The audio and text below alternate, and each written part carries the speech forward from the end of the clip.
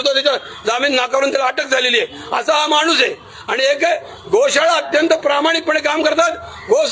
गोशाळांवर गोसेवा आयोगाचं नियंत्रण आहे, चॅरिटी कमिशनरचं नियंत्रण आहे आणि गोशाळांमध्ये कुठलेही हेराफेरी होत नाहीत. एखाद्या ठिकाणी सदाभाऊनी जायचं, अहो कसायांकडची जनावरं घ्यायला तो काल आला होता. मी तुम्हाला नावं वाचून दाखवली, शेतकऱ्यांची नावं नाही आहेत. आणि या गोशाळेमध्ये जनावरांचा सांभाळ लेकरांप्रमाणे केला जातो. त्या ठिकाणी संपूर्णपणे आता तुमची भूमिका आहे. जनावर कुठे होती काल? त्यांची होती ना तिथं जनावरती.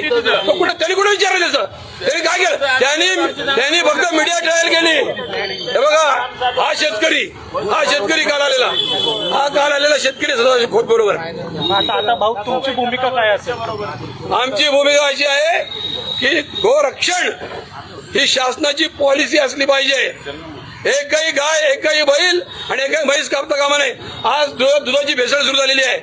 भारतामध्ये 70 कोटी लिटरची रोजची गरज आहे आणि भारतामध्ये फक्त 14 कोटी लिटर दूध तयार होतं. दुधाच्या भेसळीमुळे जनतेचं आरोग्य धोक्यात आलेलं आहे. जनावरांची रक्षण होणं ही सरकारची पॉलिसी पाहिजे.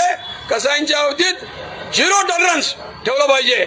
आणि एवढंच नाही तर या देशामध्ये जो गोरक्षणाचा कायदा आहे, महाराष्ट्रामध्ये जो गोरक्षणाचा कायदा आहे तो कडक केला पाहिजे. जन्मठेपेची शिक्षा दिली पाहिजे. एक गाय कापली गेली तर लाखो लोकांच्या आरोग्यावर परिणाम होतो, म्हणून जन्मठेपेची शिक्षा दिली पाहिजे.